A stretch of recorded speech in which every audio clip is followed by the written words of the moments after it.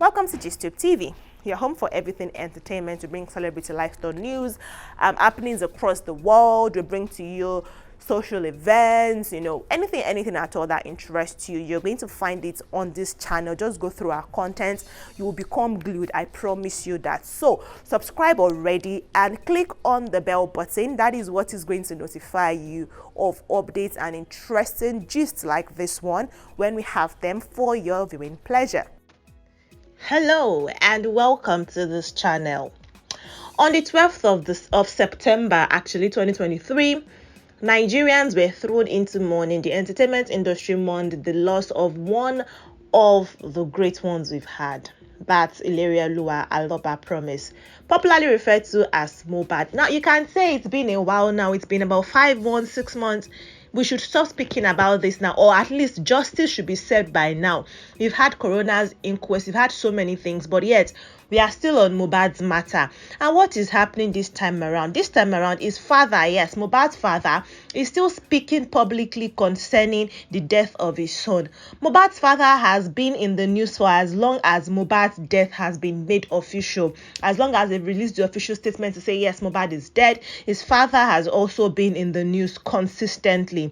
And now his father is breaking down in tears. His man has moved from Lagos to Abuja in the course of seeking justice for Mohbad, and this time he has taken the matter to basically a family and a reality TV station to say, guys, I need help. In fact, he has gone ahead to say that Barrister Femi Falana SAN, who is his representative, his lawyer, that he wants the service of another lawyer, and they are in the process of getting him a new person to take over his case, because he's saying that he's now remembering some situations that happened, that he was so blinded by grief, and that the things that even happened when Mohbad was alive that he forgot, and that is what he wants to talk about now, most especially the placenta of Mohbad's little son Liam. Okay, the thing is, since the death of this man, about some weeks after, Nigerians started clamoring for DNA tests, because a lot of persons should I say rightly now, a lot of persons really do believe that Mohbad's death is not ordinary, that there is something more to it, and that's what we are trying to seek answers and solutions to. And now this man has now gone ahead to give a detailed account of everything that happened.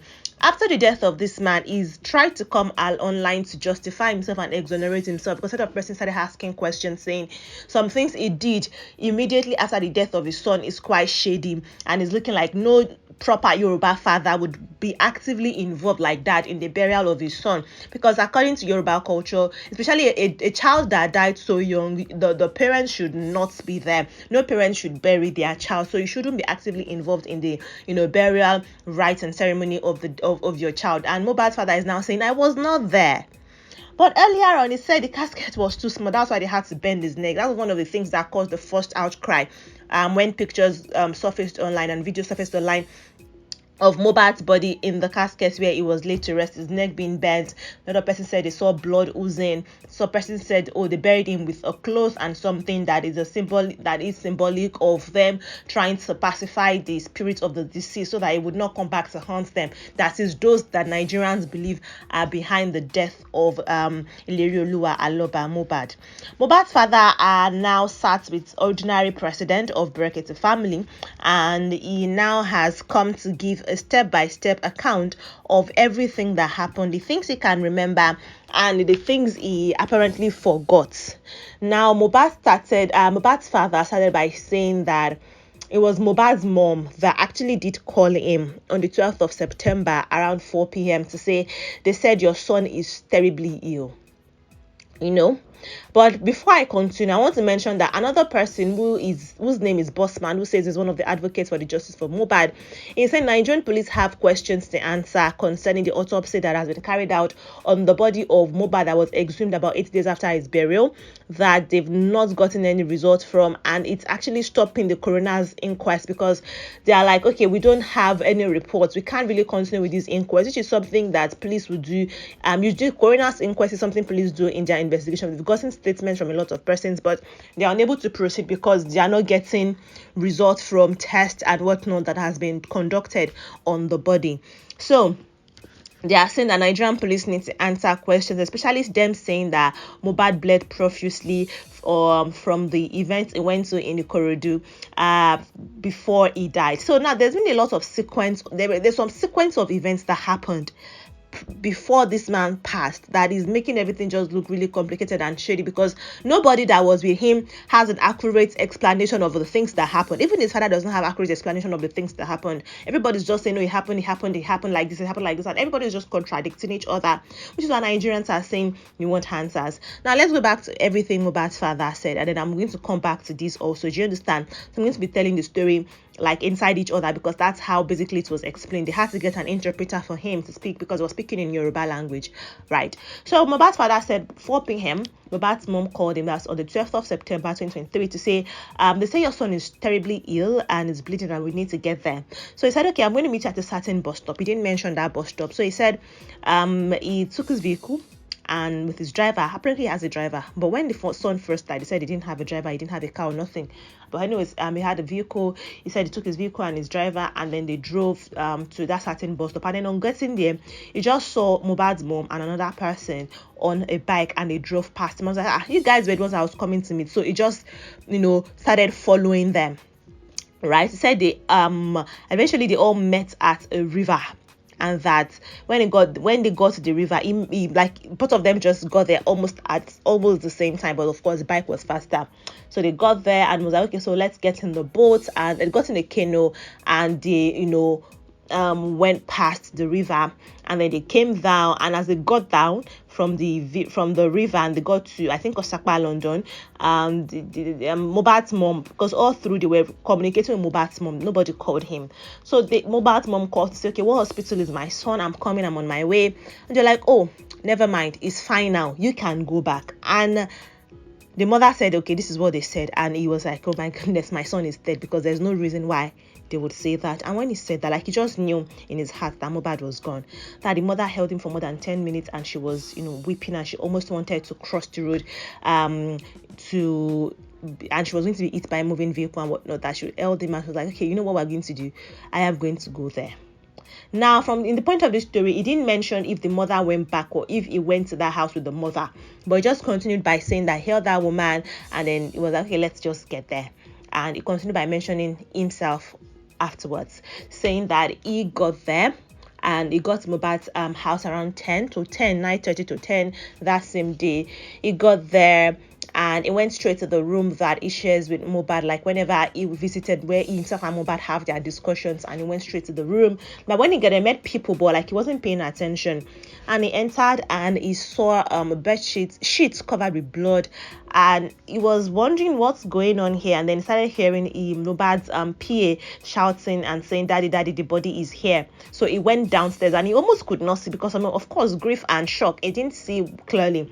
By the time he could focus, he saw the body by the staircase, already embalmed locally, with salt on his chest and all the orifices anywhere air could enter his body blocked with cotton wool. And it was like, hey, like, it's nobody gave you the go ahead to do this to my son. But I mean, in that moment he couldn't do nothing, because he met a lawyer, he met an alpha, he met celebrities, Latan, and some other persons were present already, So he said as that was going on, Davido sent 2 million naira. And he said, okay, send it. The money should go to the Mohbad's PA. Like, the money should be sent to his account. And was like, okay, let's carry this body to the police station. Let's get police reports, and then we can drop this in a morgue. So they got to the police station. He said that was around 11. They got to the police station around 12, whatever. And they said, okay, write a statement. He said, in my state, I can't write, so I'm going to dictate. Let somebody write for me. So he said he dictated, he signed. And we're like, oh, there's a mistake. We're trying to correct the mistake. We can't give you the police report yet. And while they were trying to fix it, someone else came in from a different unit. Another police officer came in from a different division, from a different station, and said, okay, we are not releasing this body to this man. I was like, okay, what's going on here? Like, we can't release this body. There's no death certificate. But that in that moment, he later got to know that his wife had death certificate with her, and that they were together in the police station, but she didn't mention it, that she had the death certificate with her.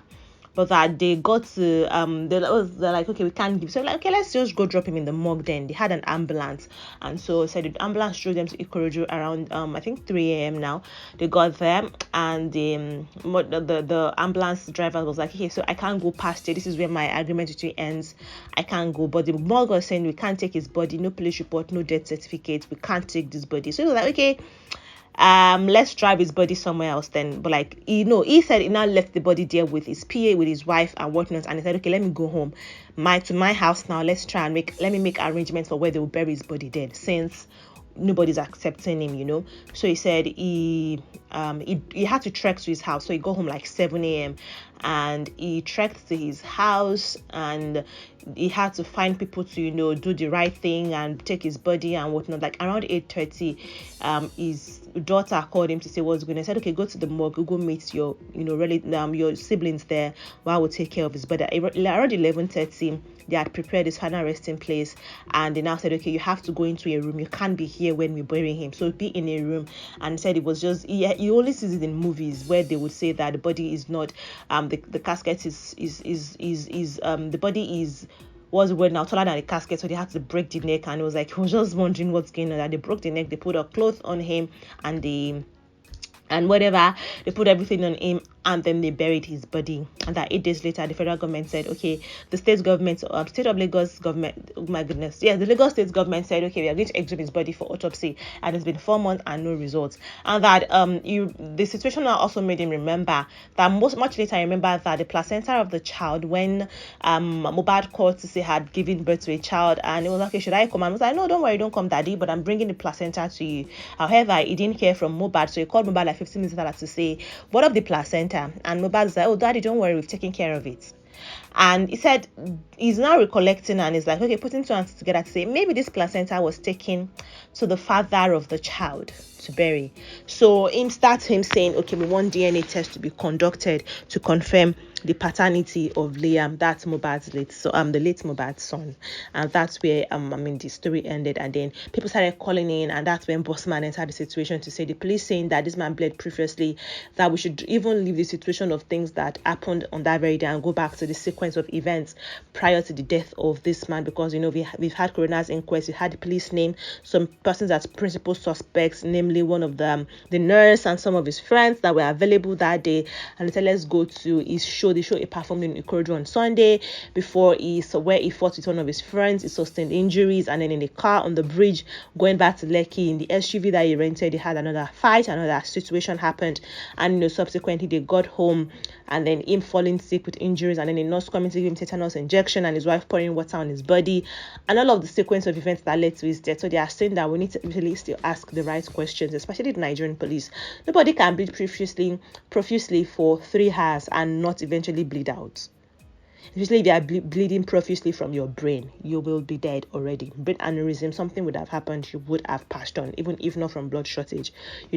That's what he's saying. So that's where we are at currently. They are still asking Nigerian police to bring answers. Mohbad's father is still speaking about the situation and circumstances that happened, still trying to pointing fingers actually at Wunmi. That's the widow of Mohbad, and Wunmi is still insisting that she's not going to do. She's saying she would do a DNA test, but she has not released Liam for a DNA test to be conducted to ascertain that yes, indeed, Mohbad is the father to Liam. And that's where we are at currently on the whole situation. I would like to hear from you in the comment section, guys. Let me know what you think. Thank you so much for watching this video. Take care of yourselves. If you enjoyed it, please say that you do by liking it, sharing it with one of 2 family members.